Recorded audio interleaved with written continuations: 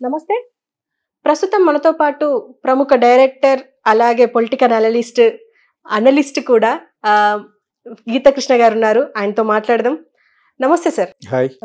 సజ్జల రామకృష్ణారెడ్డి అంటే పోలింగ్ ఏజెంట్లను అందరినీ ఒక దగ్గరికి మీటింగ్ పిలిచి, అంటే వాళ్ళ మనుషులు ఎవరైతే ఉన్నారో వాళ్ళందరినీ పిలుచుకొని, అంటే ఎవరైతే కౌంటింగ్ ఏజెంట్స్ ఉంటారు కదా వాళ్ళని పిలుచుకొని ఒక మీటింగ్ పెట్టుకున్నారంట. అంటే ఎవరెవరికి ఎట్లా వస్తుంది, అగ్రెసివ్గా వెళ్ళాలి అని చెప్పేసి కూడా మాట్లాడుకున్నారంట. అంటే ఒక భారీ దాడికి ప్లాన్ చేస్తున్నారు అని చెప్పి బయటకు వార్తలు వస్తున్నాయి. అంటే ఇన్ని రోజులు కూడా సేమ్ దాడులు జరిగినాయి, అవే దాడులు మళ్ళీ 4th రోజు దాడులు జరుగుతాయి అని చెప్పేసి కూడా అంటున్నారు. మీరేమంటారు? యాక్చువల్గా ఎలక్షన్ రిజల్ట్స్ ఈవీఎంలో ఉన్నది కౌంటింగ్ ఇంకో 4 రోజుల్లో స్టార్ట్ అయిపోద్ది. June 4th కల్లా వచ్చేస్తాయి. ఈలోగా ఇటువంటి కాన్స్పిరసీస్ చేసి ఆందోళనకరమైన ఒక వాతావరణం సృష్టించడానికి ఇప్పటి వరకు తెలుగుదేశం చేస్తుందని మీడియాలో వచ్చింది, సోషల్ మీడియాలో. ఇప్పుడు కొత్తగా మళ్ళీ దాన్ని రివర్స్ చేశారనమాట. కాంగ్రెస్ మన వైఎస్ఆర్సీపీ వాళ్ళు చేస్తున్నట్టుగా ఇది పెట్టారు. ఓకేనా? సో ఆ సందర్భంలో మీటింగ్ పెట్టాలి. బికాజ్ ఈజ్ అన్ అడ్వైజరు కదా, అతను in charge. All and all chief minister అంత స్టేటస్ ఇచ్చారు అతనికి. అతను కూడా అమాయకమైన ఫేస్తో మాడుతూ ఉంటాడు. ఆ అమాయకమైన ఫేస్ వెనకాల చాలా అర్థాలు ఉంటాయి. సగం వాళ్ళ అబ్బాయికి అది ఇచ్చినట్టు చాలా కాంట్రాక్ట్లు అయినాయి. అతను మన వాళ్ళు ఏదో పేరు పెట్టారు పిల్ల సజ్జలని. ఈ మీడియాని అంతా మేనేజ్ చేసి అతను అనమాట. మేము సందర్భంలో యాక్చువల్గా వైఎస్ఆర్కి హెల్ప్ చేసాం కదా అనే మంచి ఉద్దేశంతో ఒక 4-5 months బ్యాక్ కాంటాక్ట్ చేసాం. రెస్పాన్స్ లేదు అతను. సజ్జలే రెస్పాన్స్ అవ్వకపోతే అంతా బీరే పెట్టేసుకుంటే ఎలాగా? లేకపోతే నిజంగా ఓడిపోతే అప్పుడు నువ్వే కారణం అవుతావు. జగన్ ఓడిపోతే సగం కారణం అతనే అవుతాడు. సో దగ్గితే ఏ గొడవ ఉండదు. సో అతను ఆ విధంగా తయారైపోయాడు, రాటు తేరిపోయాడు. సాక్షిలో ఉండేవాడు రాటు తేరిపోయాడు అనమాట.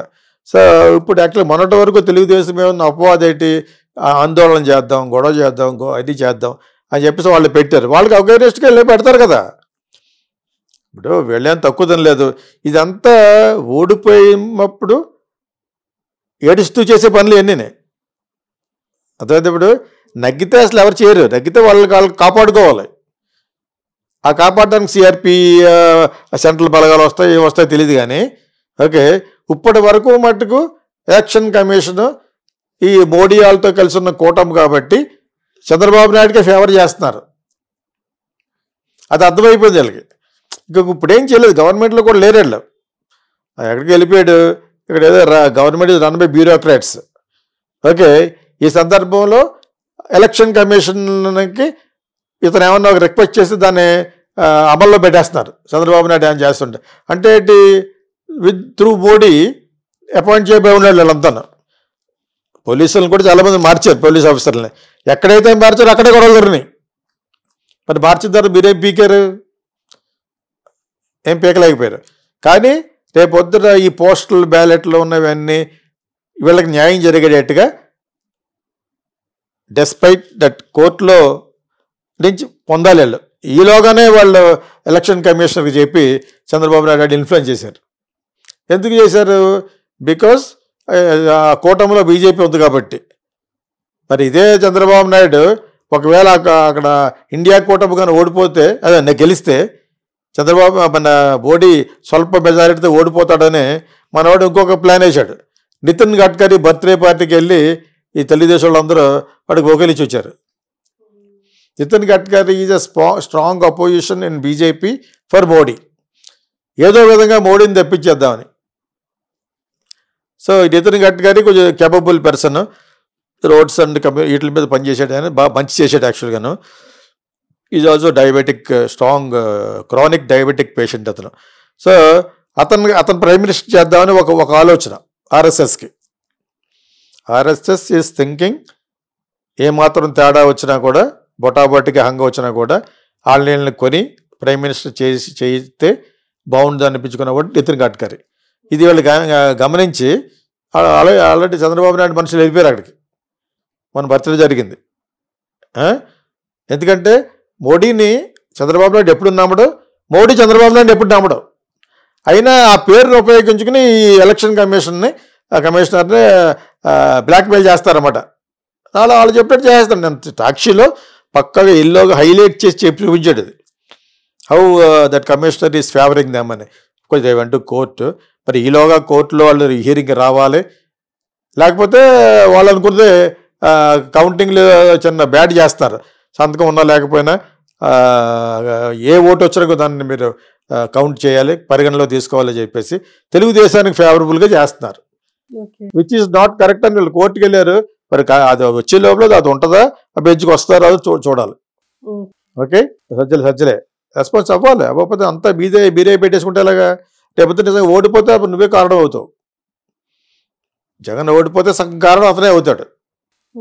సో దగ్గితే ఏ గొడవ ఉండదు. సో అతను ఆ విధంగా తయారైపోయాడు, రాటు తెరిపాడు, సాక్షిలో ఉండేవాడు రాటు తెరిపాడు అనమాట. సో ఇప్పుడు యాక్చువల్లీ మొన్నటి వరకు తెలుగుదేశం ఏమన్నా అపవాదేంటి, ఆందోళన చేద్దాం, గొడవ చేద్దాం, అది చేద్దాం అని చెప్పేసి వాళ్ళు పెట్టారు. వాళ్ళకి అగైనెస్ట్గా వెళ్ళి పెడతారు కదా. ఇప్పుడు వెళ్ళేం తక్కువ తినలేదు. ఇదంతా ఓడిపోయినప్పుడు ఏడుస్తూ చేసే పనులు ఎన్నినే. అర్థమైతే ఇప్పుడు నగ్గితే అసలు ఎవరు చేయరు, నగ్గితే వాళ్ళకి కాపాడుకోవాలి. ఆ కాపాడడానికి సిఆర్పి సెంట్రల్ బలగాలు వస్తాయి, ఏం వస్తాయో తెలియదు కానీ. ఓకే, ఇప్పటి వరకు మట్టుకు ఎలక్షన్ కమిషన్ ఈ మోడీ వాళ్ళతో కలిసి ఉన్న కూటమి కాబట్టి చంద్రబాబు నాయుడుకే ఫేవర్ చేస్తున్నారు. అది అర్థమైపోయింది వీళ్ళకి. ఇప్పుడు ఏం చేయలేదు, గవర్నమెంట్లో కూడా లేరు వీళ్ళు. ఎక్కడికి వెళ్ళిపోయాడు, ఇక్కడ ఏదో government run by bureaucrats. Okay, ఈ సందర్భంలో ఎలక్షన్ కమిషన్కి ఇతను ఏమన్నా ఒక రిక్వెస్ట్ చేసి దాన్ని అమల్లో పెట్టేస్తున్నారు చంద్రబాబు నాయుడు ఏం చేస్తుంటే. అంటే ఏంటి, త్రూ మోడీ అపాయింట్ చేయబోయి ఉన్నాడు వీళ్ళంతా. పోలీసులను కూడా చాలామంది మార్చారు, పోలీస్ ఆఫీసర్లని ఎక్కడైతే మార్చారో అక్కడే గొడవలు జరిగినాయి. మరి మార్చిన తర్వాత మీరేం పీకారు, ఏం పీకలేకపోయారు. కానీ రేపు పొద్దున ఈ పోస్టల్ బ్యాలెట్లో ఉన్నవన్నీ వీళ్ళకి న్యాయం జరిగేటట్టుగా డెస్పైట్ దట్ కోర్టులో నుంచి పొందాలి వీళ్ళు. ఈలోగానే వాళ్ళు ఎలక్షన్ కమిషనర్కి చెప్పి చంద్రబాబు నాయుడు ఇన్ఫ్లుయెన్స్ చేశారు. ఎందుకు చేశారు?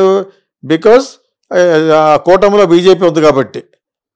మరి ఇదే చంద్రబాబు నాయుడు ఒకవేళ అక్కడ ఇండియా కూటమి కానీ ఓడిపోతే, అదే గెలిస్తే చంద్రబాబు మన మోడీ స్వల్ప మెజారిటీతో ఓడిపోతాడని మనవాడు ఇంకొక ప్లాన్ వేశాడు. నితిన్ గడ్కరీ బర్త్డే పార్టీకి వెళ్ళి ఈ తెలుగుదేశం వాళ్ళందరూ వాడికి ఓకేలిచ్చి వచ్చారు. Nitin Gadkari is a strong opposition in BJP for Modi. ఏదో విధంగా మోడీని తెప్పించేద్దామని.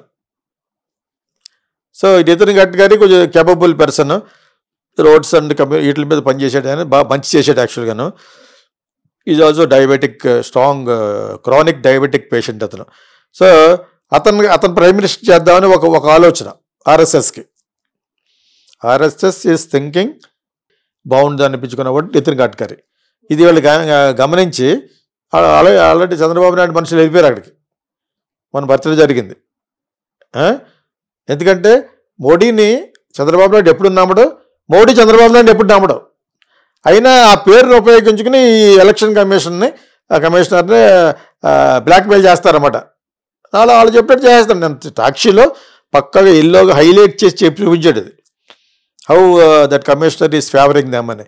కొంచెం ఏమంటూ కోర్టు, మరి ఈలోగా కోర్టులో వాళ్ళు హియరింగ్ రావాలి, లేకపోతే వాళ్ళు అనుకుంటే కౌంటింగ్లు చిన్న బ్యాడ్ చేస్తారు, సంతకం ఉన్నా లేకపోయినా ఏ ఓటు వచ్చినా దాన్ని మీరు కౌంట్ చేయాలి, పరిగణలో తీసుకోవాలని చెప్పేసి తెలుగుదేశానికి ఫేవరబుల్గా చేస్తున్నారు, విచ్ ఈస్ నాట్ కరెక్ట్ అని వీళ్ళు కోర్టుకు వెళ్ళారు. మరి అది వచ్చే లోపల అది ఉంటుందా, ఆ బెంచ్కి వస్తారో అది చూడాలి. Okay, okay sir, thank you.